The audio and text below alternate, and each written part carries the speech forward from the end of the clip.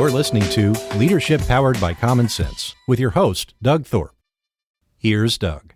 Hello again, everyone. This is Doug Thorpe, and you're listening to Leadership Powered by Common Sense. If you're out there doing your work and trying to find a win, how about a triple win? My guest today is going to show us a triple win for leadership coaching. His name is Will Linssen, and he's going to talk to us about a framework he's built. Will, welcome to the show. Thank you very much, Doc, for inviting me. I'm looking forward to our conversation. Will is a world traveler. His work in leadership and leadership development takes him all over the globe. It's been a challenge getting our schedules together, but we're here now and happy to be. Let's dive right in. If you're going to be watching folks on our video, Will has an image of his book called Triple Win Leadership Coaching in the background. But for those on audio, Will, tell us about the basis of that book. And let's start with, where did it come from? How did you come to this theme? Yeah, actually, it came rather natural. I mean, I'm a process engineer, IT systems in the beginning, but obviously I went into corporate leadership very quickly and then kind of moved into coaching down the road from that. And I think coaching really should get results for people as they're being coached. And at the same time, we all know that leadership is not about leaders or for leaders. Leadership is for the people that are being led by the leader. So we obviously were challenged by clients decades ago and say, hey, all this coaching stuff is nice and fine, but who gets better and why? And so we started obviously measuring that, how impact happens and how you can amplify impact. And long story short is we always said, the leader gets better. We know that, we have data around that, but do teams get better and do results get better? And we started measuring that too. And then basically reverse engineered success. Yeah. And part of that reverse engineering we borrowed from how organizations work in how they manage supply chains or how they manage projects or how they manage safety systems or product improvements inside the organization. And by borrowing these kind of ideas and principles and concepts inside organizations into the coaching process, it becomes a very natural, accepted way of coaching for leaders. And what we found is that if leaders focus on two areas to change in their leadership style or in their leadership approach, and if they involve their coworkers in doing this together, because leadership in the end is co-creating change with coworkers, right? That's what companies do everywhere in the organization, whether they lead a project or change product features or develop a new product, whatever the case may be. So that co-creating change with coworkers, so ask them for suggestions, get people involved, make an action plan, and then implement that action plan. And as a leader, you implement that action plan together, because at the end of the day, if somebody is working on empowerment or execution discipline or getting the vision across, communicating in the organization, you do that with your coworkers, you don't do that alone. And we found that the more leaders involve coworkers, the more leaders get better faster. And we found that the more leaders involve coworkers and ask them for suggestions, the more also the team starts improving, because they're not going to get only involved, they also become accountable, because they realize that leadership is not about them. Leadership is not about the leader, it's about them being led by the leader. And people feel like, it's really dumb if our manager gets really better, but we don't get better. That doesn't make any sense, right? And then as the leader gets better and the team gets better, results automatically also get better, right? It's almost like a sports team, right? If everybody in the sports team starts to play better, you'll get more points and you win more games. It's very, very straightforward. So that's a long story, not so short, on how that all came about, triple win. And because we engineered that whole coaching methodology in this way, we get to that 95% success rate very consistently across kind of cultures and countries and industries and everywhere, because people are people at the end of the day. Yeah. Yeah. You know, not to oversimplify it, but I am thinking about several of the, world-renowned leadership thought leaders have often said in various forms or another, leadership is nothing but about influence. And and I think that dovetails with what you're saying. If the people being led aren't improving and gaining momentum, then the person that's the designated leader they might be getting better personally, but not really influencing anything. So therefore, you could argue, extrapolate it, are they really a leader? Yeah. In addition, right? So yeah. Yeah, the influence is not there. So, describe again the triple win aspect. I know the book cover says more impact, more coaching, and more clients. Um, tell us a little bit about that. So the book is written for leadership coaches who want to apply that in their practice, or HR professionals inside organizations who want to do internal coaching, or leaders who really want to coach their team and do it very professionally, right? Now, the triple win coaching methodology, we apply that with our clients all over the world all the time, right? I just mentioned to you that I'm traveling. I was in the Middle East, now in Europe, go back to the Middle East just next week. So what I'll do is I'll explain the triple win and also how that triple win can be used by a leader with their team. Is that a good question yes, to answer? please. Yeah? So the triple win is the leader gets better, the team gets better, and the results get better, and you get all these three wins at the same time because they're interlocked. Yeah.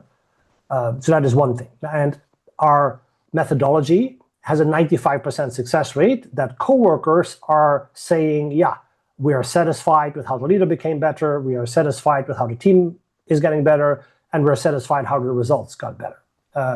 So that's a 95% success rate by the people around the leader, so that's amazing. And even the manager of the leader being coached, we have a 93% success rate. So that the manager, the boss says, yeah, I'm really happy how the leader got better, how the team got better, the results got better, right? And I think every leader would love to have a 93% performance rating at the end of the year and saying, yeah, I'm satisfied with how, that the manager says, I'm satisfied with how you got better, right? So yeah, this is really very useful for anybody who takes coaching seriously and who takes leadership improvement seriously. Yeah. Right. The triple win part of it does remind me of a premise that I've heard in other coaching circles, the idea that leadership really is in three parts. It's to be a good leader, you have to lead yourself first. You have to create some disciplines and do some development, but then you need to turn attention to leading the team around you, the sort of your so-called immediate impact. And then thirdly, there's the aspect of leading the enterprise, and that would be the business and that performance. So that's very consistent with coaching framework that has been talked about in other language, if you will, other terminology. I really like that. I think that is so important because in the modern business world, a lot of people move into management positions just by accident. They get recognized for some contribution and they get promoted into leadership.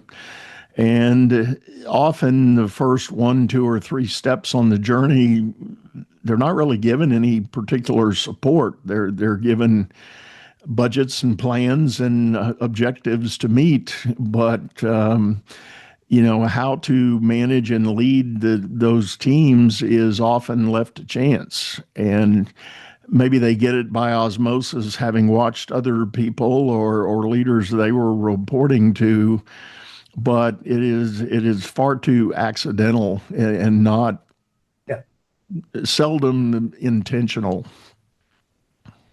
Yeah, and that's wrong, right? I mean, everything in an organization we do by design, the way we manage product design, the way we manage safety, the way we manage marketing, sales, and supply chain, everything we manage by design more and more than ever before. So why would we keep leadership up to osmosis and accidental change, right? It's just weird. Yeah. It is. It's very strange. So when you are invited to come into an organization and begin working with a leader or a group of leaders, what are the typical first steps you get into? So the first step is really to ascertain what does that leader need to get better at, okay?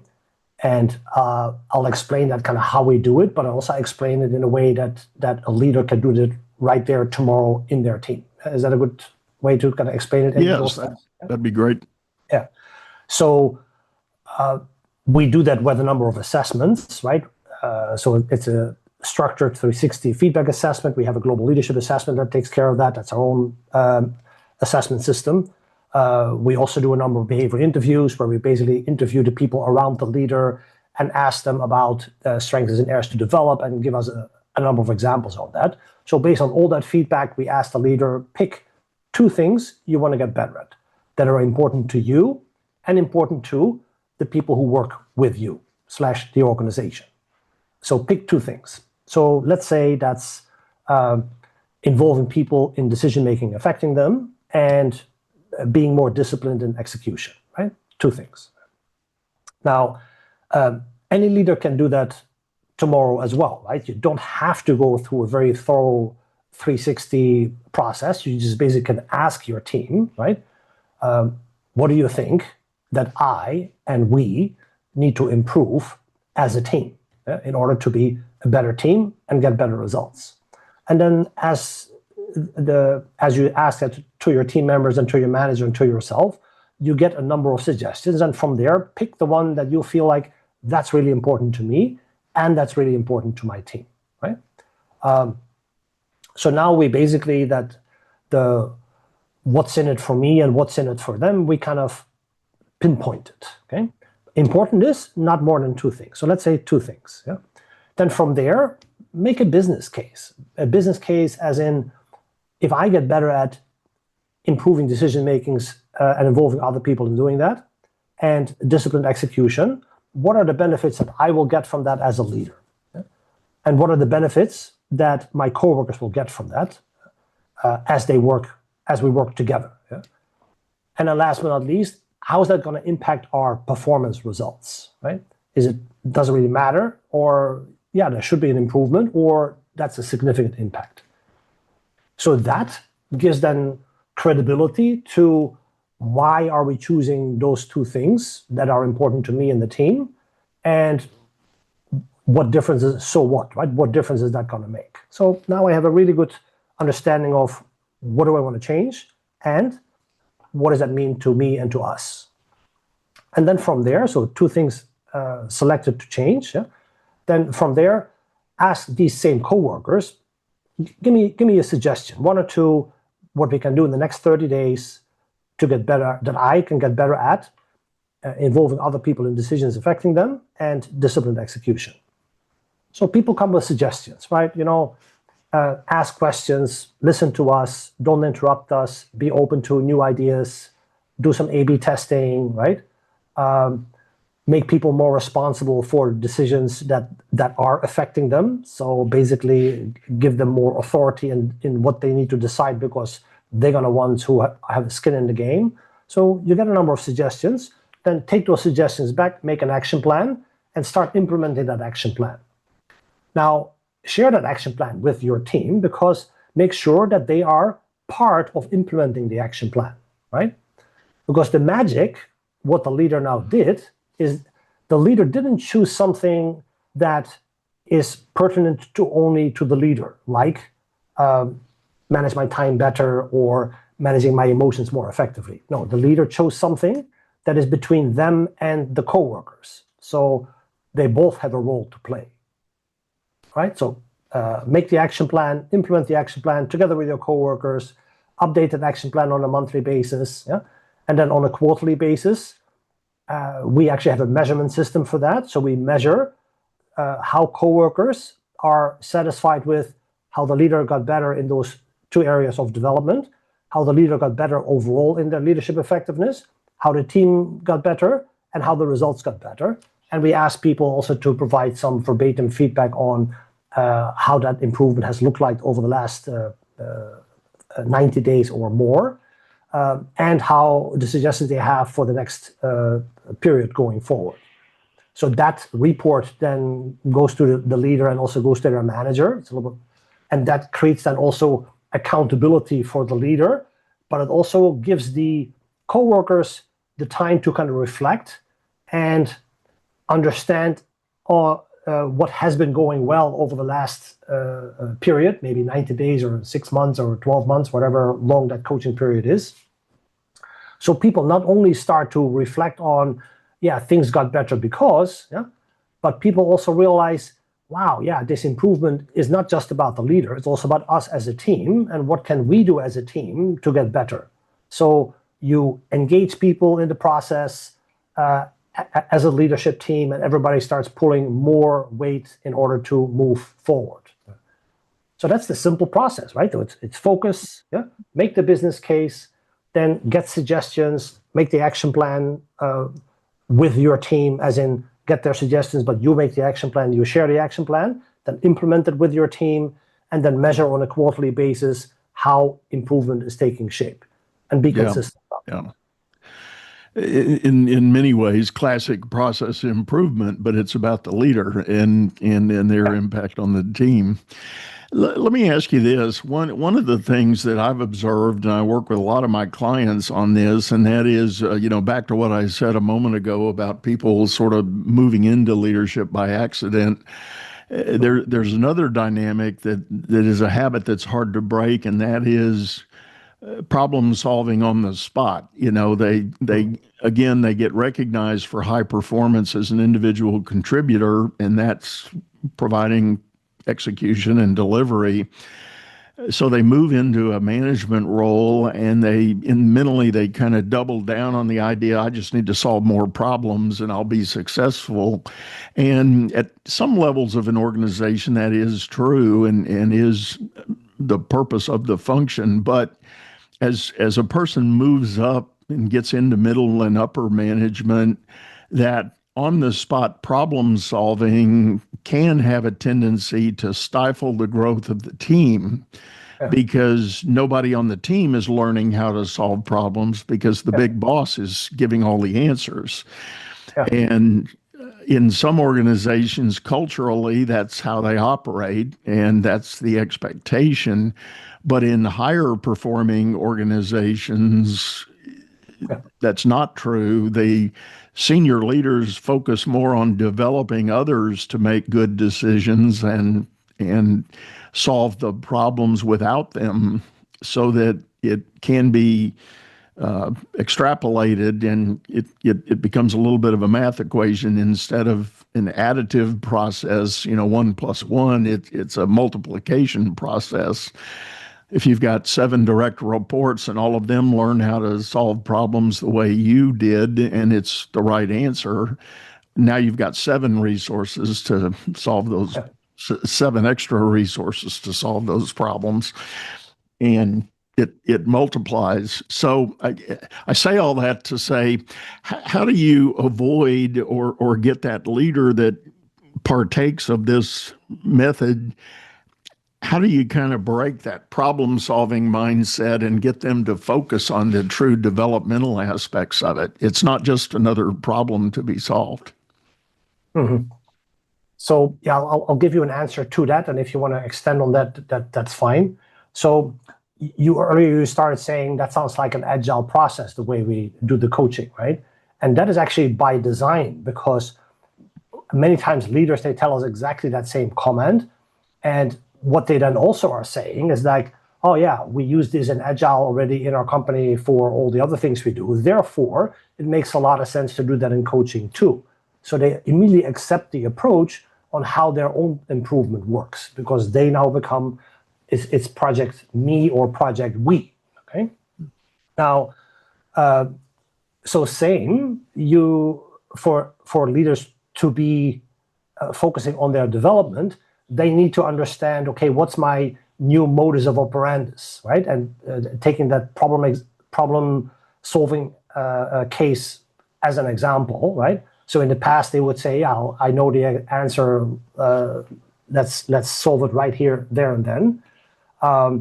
So the leader needs to basically create a new approach or mini process on how problem solving should work. And I'll give you my personal example that I also used with many leaders that I coached.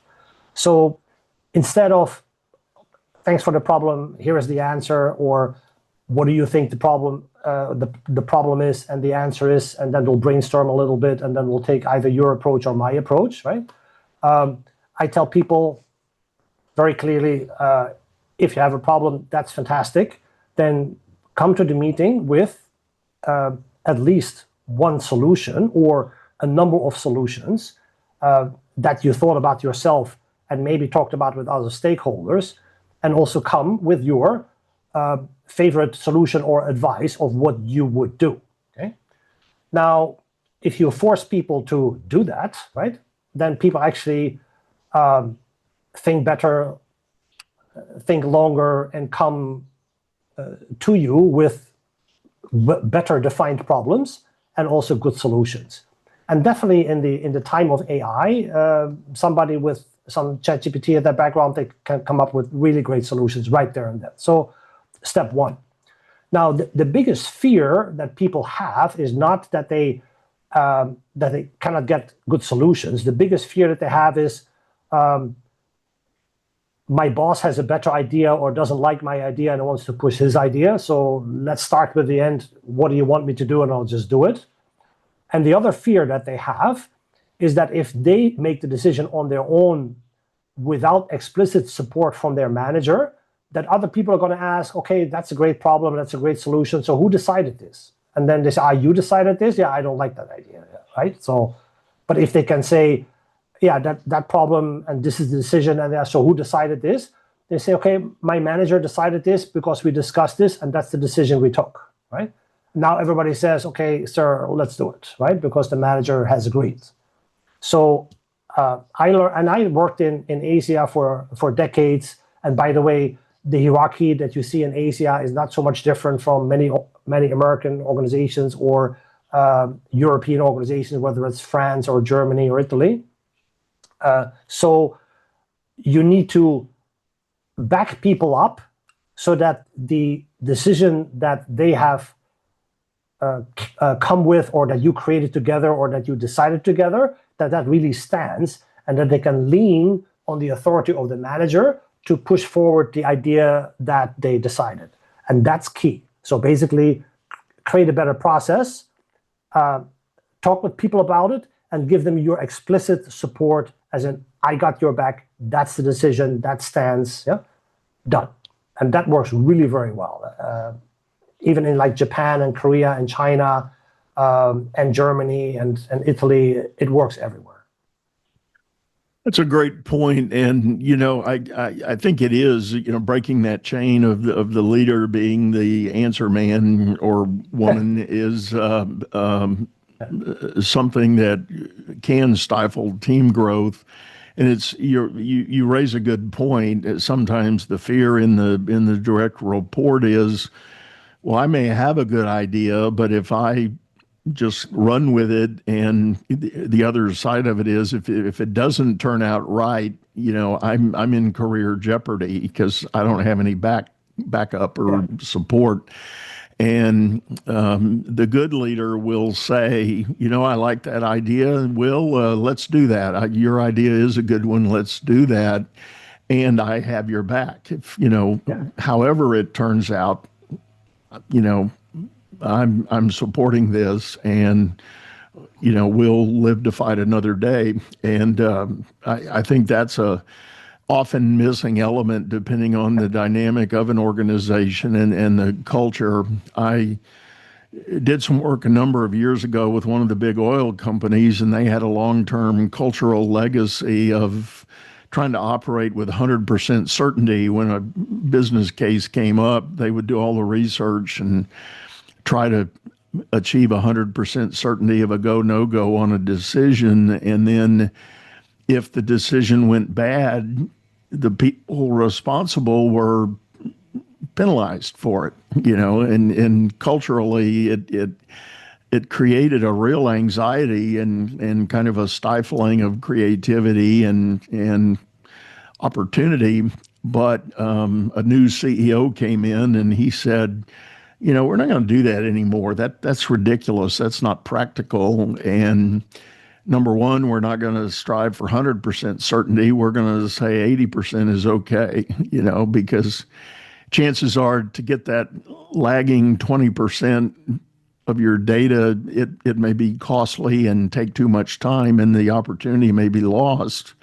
But if we can get to an 80% certainty and go with it, even if it turns out wrong, that's okay. That's just the cost of doing business, and we're going to be fine. And it was hard for people to understand that and believe in it until they had a couple of, very meaningful situations that came up. And the way it was put to me is they won 4 out of 5, and the fifth one was a loss, but they had won 4 out of 5, and so it was, still a gain overall. So it was it was a good practice, and it was accepted, and nobody got penalized.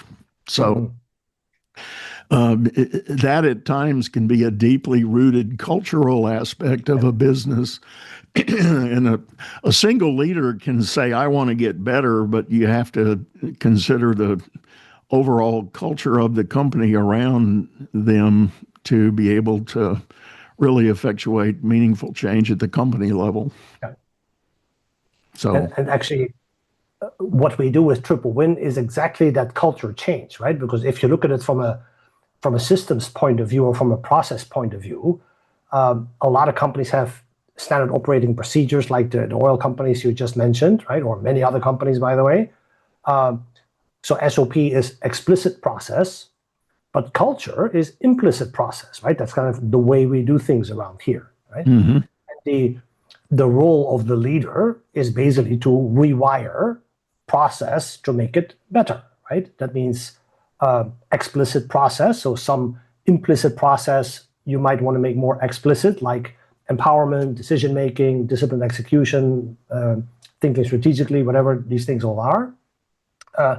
And as you do that as a leader with your team, now you create new culture, because culture is basically the way we do things around here.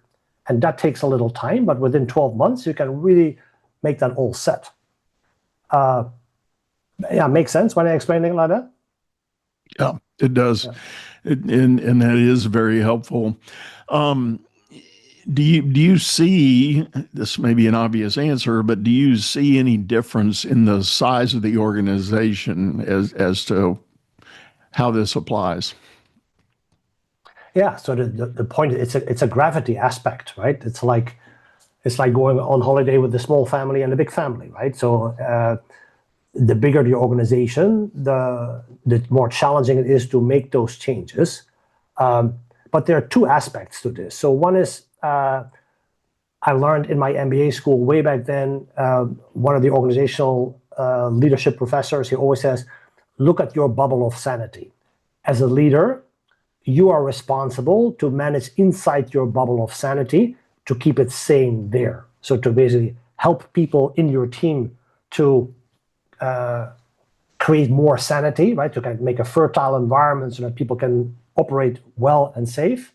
And then in that bubble of sanity, on the border of it, your role as a leader is to make sure that everybody who wants to kind of penetrate that bubble of sanity, that you kind of fence that off or condition people before they come in, because elsewhere they disturb your bubble of sanity. So basically, in translating that in today's speak, is saying, you can change the culture in your bubble, and it's not easy, but it's possible.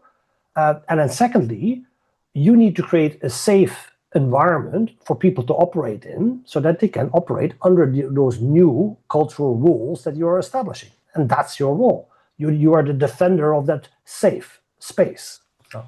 And that's exactly the case. And bigger organizations makes it more challenging.